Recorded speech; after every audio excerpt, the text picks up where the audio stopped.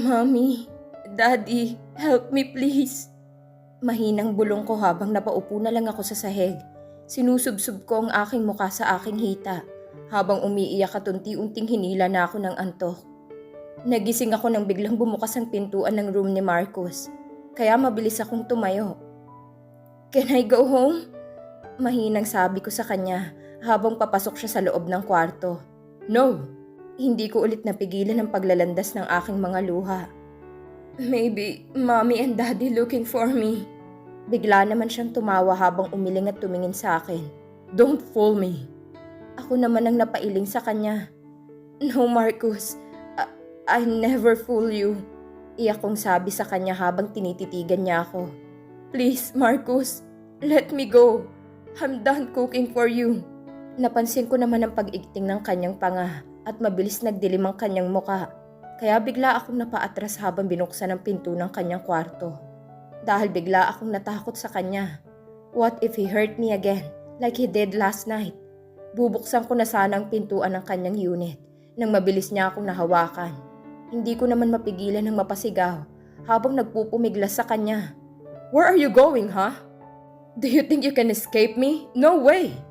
Napadaing naman ako dahil sa higpit ng kanyang pagkakahawak sa akin. Why are you doing this to me?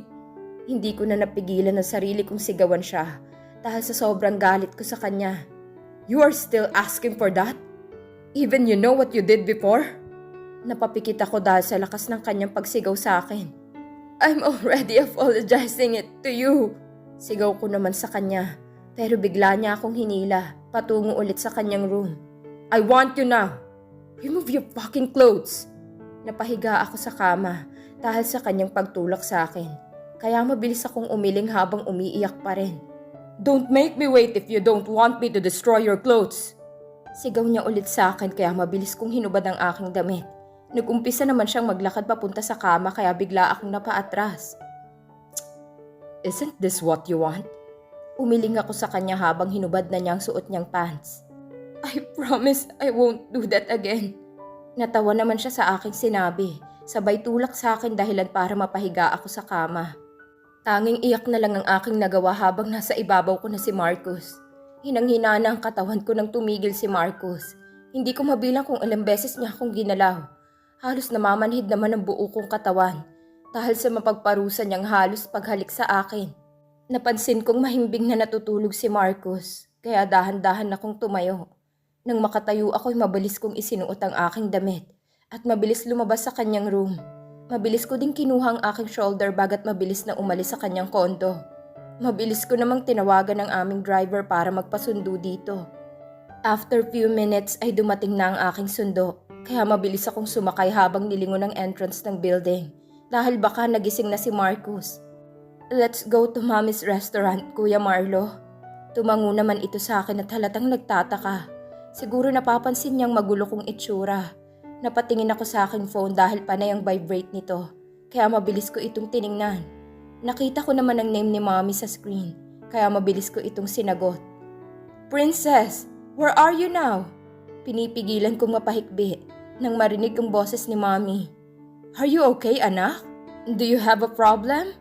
Napansin ko naman ang pag-aalala sa boses ni Mommy, kaya mabilis kong pinunasan ang aking luha. I'm going there, Mom. Mahinang sagot ko kay Mommy. Okay, Princess, I wait you here. Your daddy and sister are going here too. Okay, Mom, I'll just get dressed at home. Agad kong sagot kay Mommy dahil kailangan ko palang magbihis. Ayaw ko namang makita ng kapatid ko na ganito ang itsura ko. Kaya mabilis kong sinabihan si Kuya Marlo na sa bahay na lang muna kami.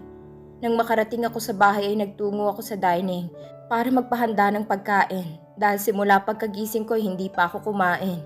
Pagkatapos kong kumain ay naligo ako at nagbihis. Isang floral maxi dress ang napili kong suotin. Medyo mahaba ito na lampas sa aking tuhod. Sinadya kong suotin ito para matakpan ng pamumula ng aking paa. Dahil bakat dito ang mga kamay ni Marco sa sobrang higpit ng kanyang pagkakahawak sa aking katawan.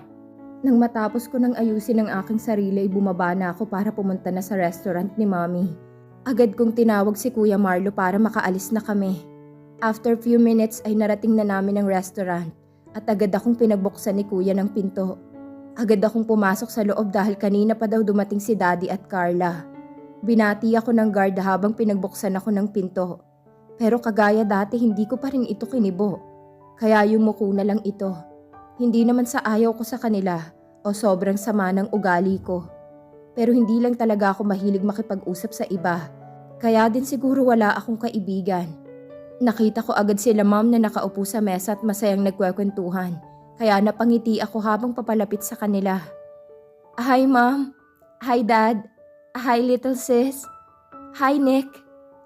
Nawala ang ngiti ko sa labi nang mapatingin sa katabi ni Nick.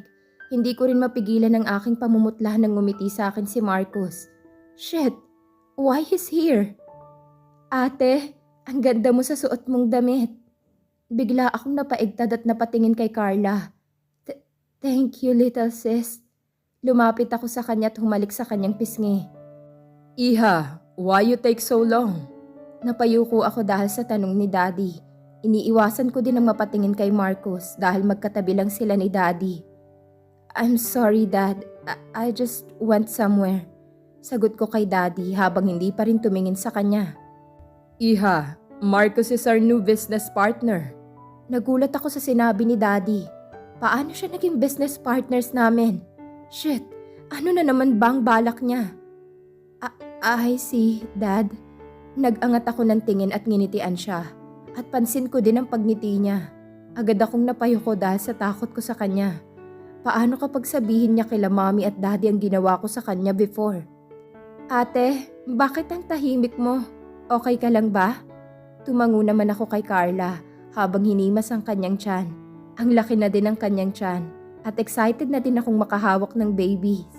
Do you know, Mom, Dad? Marcus has long been admired by Cass. Bigla akong napaupo sa sinabi ni Enrico. Damn him. Ang sarap niya talagang sampalin. Oh, really, Iha? I'm happy and you'll meet. Ngumiti ako kay Mommy at yumuko ulit. Ate, di ba naghalika? Napahinto si Carla sa kanyang sasabihin. Nang bigla ko siyang subuan ng pagkain. It's delicious, right, little sis? Nakangiti ako sa kanya at tumango naman ito. Iha, you need to go to Batangas with Marcus because you need to visit our hotel there. Napaangat ako ng tingin kay Daddy at nagsalubong naman ang mata namin ni Marcus at pansin ko ang panlilisik ng kanyang mata sa akin. Yes, Dad. Agad kong sagot kay Daddy at nagpaalam na magbanyo muna. Mabilis ang aking hakbang patungo sa banyo dahil gusto ko munang makalayo kay Marcus. Bakit niya ba ginawa to? Why he hate me so much? Bulong ko sa sarili at mabilis pinihit ang pinto ng restroom. Isasara ko na sana ito, pero may mabilis pumigil sa pinto at agad pumasok. Gulat naman akong napatingin kay Marcus habang kunot ang kanyang noo. Why are you here? It's ladies. Hindi ko natapos ang aking sasabihin nang mabilis niya akong hinalikan. Habol ko ang aking hininga. Bago niya binitiwan ang aking labi, hinawakan niya naman ako sa aking braso habang madilim ang kanyang muka. Who said you can leave my condo? Asik niya sa akin habang sinusubukan kong tanggalin ang kanyang kamay sa aking braso. Marcus, ano ba? Nasasaktan ako! Tuluyan na naglandas ang aking luha dahil sa higpit ng kanyang pagkakahawak sa akin. This is what you want. To get hurt. Asik niya uli sa akin. Sorry. I thought I could leave. Damn you, woman. Napaigtad ako sa kanyang pagsigaw. Please, don't shout. We might be heard outside. Umiling naman siya at ngumiti sa akin. I'll wait you outside and don't make me wait long, understand? Tumango ako sa kanya at agad kong pinunasan ang aking luha.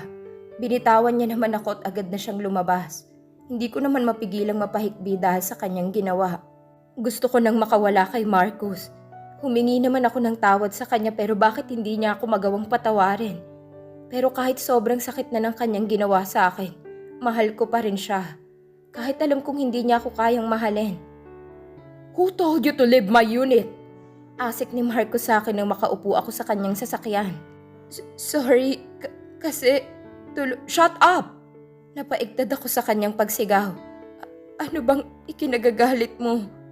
Wala na. You're my slave, remember? Mabilis niya namang pinatakbo ang kanyang kotse. Kaya ikinabit ko kaagad ang seatbelt. Can you drive slowly, please? Sigaw ko sa kanya dahil sa bilis niyang magpatakbo. Nakahinga naman ako ng maluwag ng humina ng takbo ng kotse. Nakatingin lamang ako sa bintana habang naglalandas ang aking luha dahil sa paninigaw niya sa akin. Napatingin naman ako sa kanya nang biglang huminto ang kotse. Nagtataka ako dahil hindi naman ito ang kondo niya. Whose house is it? Tanong ko sa kanya ngunit hindi siya sumagot at agad nang naglakad papasok. Sa inis ko sa kanya hindi ako sumunod at nanatili lang sa loob ng kanyang sasakyan. Bigla naman siyang huminto at lumingon sa akin. Pero kinunutan ko lang siya ng noo habang nag-umpisa na siyang maglakad pabalik sa kotse. Kinatok niya ang pinto pero hindi ko siya pinansin. Sumusobra na kasi ang ugali niya.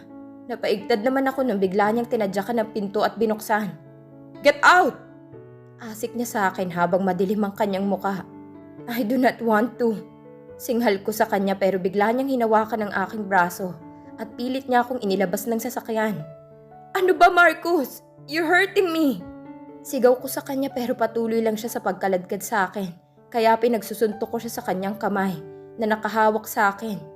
Bigla naman siyang lumingon at itinulak ako. Napadaing ako sa sakit dahil tumama sa sementong aking balakang. I hate you! Sigaw ko sa kanya habang umiiyak. Lumapit naman siya sa akin kaya napaatras ako. Bigla naman niya akong isinampay sa kanyang balikat. Ibaba mo ako! Ano ba? I don't want to go inside that house, Marcus! Sigaw ko pa sa kanya pero hindi niya ako pinansin at nagpatuloy lang siya sa paglalakad. Good morning, sir. Napatingin naman ako sa katulong na sumalubong sa amin. Para siyang nasa edad 40. Nilampasan lang siya ni Marcus at umakyat kami sa hagdanan. Nang makapasok kami sa isang room ay agad niya akong hinagi sa kama. Hindi ko naman maiwasang mapadaing kahit malambot ito dahil masakit pa rin ang aking balakang. Sinamaan ko siya ng tingin habang madilim pa rin ang kanyang muka. From now on, you are not allowed to go out. What? Are you kidding me? Sigaw ko sa kanya. Why? Mukha ba akong nagbibiro? Marcus, please, don't do this. Hahanapin ako nila, Mommy. Lumapit naman siya sa akin at ngumiti. Don't worry. They know na kasama kita. Kaya huwag kang mag-alala. No, I want to go home. Mabilis akong tumayo at maglalakad na sana papuntang pinto. Pero mabilis niya akong nahawakan. You can't escape me because you're my prisoner. Are you crazy? Sigaw ko sa kanya habang pilit tinanggal ang kanyang kamay sa aking braso. Yes, I am. Why? Ayaw mo ba dalawa na tayo? Shit! Bigla niya naman akong hinalikan sa labi kaya tinulak ko siya. Lalo naman nagdilim ang kanyang mukha nang tumingin siya sa akin. You have no right to reject me. Napansin kong lumuwag ang kanyang pagkakahawak sa akin. Kaya mabilis ko siyang itinulak at tumakbo sa pinto. Narinig ko naman ang kanyang pagtawa. Kaya lalo akong nataranta at nang bumukas ang pinto ay mabilis akong tumakbo pababa ng hagdan. Run fast, Cass! Because if I catch you, lagot ka! Sigaw niya sa akin kaya napaiyak na ako. Napahinto naman ako nang makita ang malaking gate at ang 3 guard na nakabantay dito. Kuya, please, open the gate! Sigaw ko sa kanila pero hindi nila ako pinakinggan habang unti-unti na silang lumapit sa akin. Kuya, please, open it! Baka mahuli ako ni Marcus. Please! Pagmamakaawa ko sa kanila. Pero napahinto ako nang marinig ko ang boses ni Marcus sa aking likuran habang tumatawa. I can't believe na marunong ka palang magmakaawa. Kawawa ka naman. Come here, babe. Napailing ako sa kanya dahil sa talim ng kanyang mata na nakatingin sa akin. I promise, magpapakabait na ako, please, Marcus. Please don't hurt me. Pagmamakaawa ako sa kanya. Habang panay ang aking atras, hindi ko na din mapigilan ang panginginig ng aking katawan dahil sa takot sa kanya. Magpapakabait? How many times you say that? But you always run. You said you do everything pero anong ginagawa mo? Sorry, okay? I'm sorry. I promise. I won't do this again. Please, Marcus. Napaigtad naman ako nang hablutin niya ang aking kamay. Fine. Madali naman akong kausap eh. Make me happy now. Right here. Right now. Halos matumba ko sa kanyang sinabi. No! Marcus, no! Please! Don't do this, please! I make you happy, but not here, please! Halos hindi na ako makapagsalita sa lakas ng hikbi ko. Kahit saktan niya ako, ayaw kong gawin ang gusto niya. Pero kumunot ulit ang kanyang noo. Kaya mabilis ulit akong tumakbo sa loob ng bahay. Shit! Cassandra! Dinig kong sigaw niya kaya sa takot ko'y mabilis kong binuksan ang isang room at inilak ito. Halos hilahin ko naman ang lahat ng gamit dito sa loob para ilagay sa pinto. Nanginginig akong gumapang sa ilalim ng kama habang tinatakpan ng aking bibig. Cass, babe, are you there? Tinakpang ko lalo ang aking bibig nang marinig ko si Marco sa labas ng pinto. Babe, open this door. Gusto mo bang magalit ako lalo sa'yo? Marcus, please, huwag mo akong saktan. Sigaw ko sa kanya habang umiiyak. Yeah, I don't hurt you. Open this. No, please, ayaan mo na ako dito, please. Marcus, please. Sabi ko sa kanya habang lumabas sa ilalim ng kama. Okay, but I'll let your guard in. Nagtaka man ako sa kanyang sinabi paano niya naman papapasukin ng guard dito. Nakalak naman ang pinto. Pero napatingin ako sa ilalim ng pinto nang may gumalaw doon. At sa sobrang gulat ko'y agad akong tumakbo sa kama. Marcus! Please! Help me! Please! Please! Sigaw ko sa kanya habang nakatingin sa gumagapang na ahas. I told you to open the door. Pero ayaw mo. Yan tuloy, siya na yung pumasok. Marcus, help me please! Kunin mo to! Please! Ayaw ko nito! Please! Sigaw ko sa kanya sa labas sa sobrang takot ko sa ahas na nasa sahig. How can I enter your room hindi mo nga ako pinapapasok? Baka may susi ka nun! Napatili ako ng husto na magsimula ulit gumapang ang ahas. Marcus, ilabas mo ako dito. Parang awa mo na. Ayoko na dito, Marcus! Iyak kong sigaw sa kanya, pero hindi na siya sumagot. Marcus, are you still there? Please!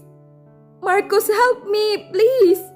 Halos mawalan na ako ng boses sa kakasigaw ko sa kanya, pero hindi na siya sumagot. Tulong! Please! Buksan niyo na yung pinto! Please po! Gusto ko nang buksan ang pinto, pero natatakot ako dahil nasa sahigang ahas. Bigla naman ako napatingin sa pinto nang bumukas ito at nakita ko si Marcus na madilim pa rin ang muka. Hindi ko naman napigilang mapahugulgol nang makita ko siya habang papalapit sa akin at nilampasan lang ang ahas sa sahig. Nang makalapit siya sa akin ay mabilis akong yumakap sa kanya habang umiiyak sa kanyang dibdib. Ilabas mo muna ako dito, please, Marcus! Hinigpitan ko ang pagyakap sa kanya kahit hindi niya ako niyakap pabalik. Wear this! Inabot ko agad ang maid's uniform na binigay ni Marcus dahil baka magalit na naman siya sa akin. Where are you going? Napatingin ako sa kanya dahil sa kanyang tanong. I will get dressed. Singhal ko sa kanya dahil hindi ko mapigilan ng mainis. Tatanong pa. Bulong ko pa at bigla siyang ngumiti ng nakakaloko kaya tinalikuran ko na agad siya. Baka may naiisip na naman siyang gagawing pagpapahirap sa akin. Lalo na at nandoon pa rin ang ahas na ikinulong niya sa kanyang room. Kaya ayaw kong pumasok doon. Faster! Sigaw pa ni Marcus sa akin kaya inikutan ko siya ng aking mata kahit hindi niya ito nakikita. Shit! How can I end like this? Asik ko sa aking sarili sa harap ng salamin. Kung alam ko lang na itong gagawin ni Marcus sana hindi na lang ako umuwi. Hindi ko naman mapigilan ang paglalandas ng aking mga luha dahil sa sakit ng aking nararamdaman. Ano bang ayaw niya sa akin? Bakit niya ba ginagawa sa akin ito? Simula ng bata pa ako, hindi ko naranasan ang mahalin ng ibang tao. Kahit kaibigan ko ay ayaw nila. Masama ba ako? Aaminin ko naman na minsan nagiging brat ako at palaging sumisigaw. Palagi ko ding inaaway ang mga schoolmate ko at classmate before. Kasi yun ang paraan ko para mapansin nila ako. Pero bakit ganito? Ang tanging kasalanan ko lang naman sa kanya ay ang minahal ko siya. And yes, I rape him. Pero di ba dapat hindi yung big deal sa kanya? Kasi lalaki siya. Wala namang mawawala sa kanya. Hindi ko naman siya pinikot or sinabing panagutan ako. Pero bakit sobra-sobrang parusang binigay niya sa akin? Shit, I hate him. Pero mahal ko pa rin siya sa kabila ng pananakit niya sa akin, physically and emotionally. Mabilis kong pinunasan ang aking luha nang marinig ang sunod-sunod na katok sa labas. Pagkatapos kong ayusin ang aking sarili, agad kong binuksan ang pinto. At napaatras ako nang makita si Marcus na madilim ang anyo, habang nakatitig sa akin. Sorry, I took so long. Sabi ko sa kanya habang nag-iwas ng tingin. dahil hindi ko kayang salubungin ang mata niyang matalim na tumitig sa akin. Napatingin ako sa kanya nang marinig ko ang kanyang mahinang pagtawa habang naiiling. "You're great actress." Ibinaling ko na lang ulit sa ibang direksyon ng aking paningin dahil ayaw ko na siyang sagutin pa. Hindi din naman ako mananalo sa kanya. Kaya nagpa siya na lang akong lumabas ng banyo at nilampasan siya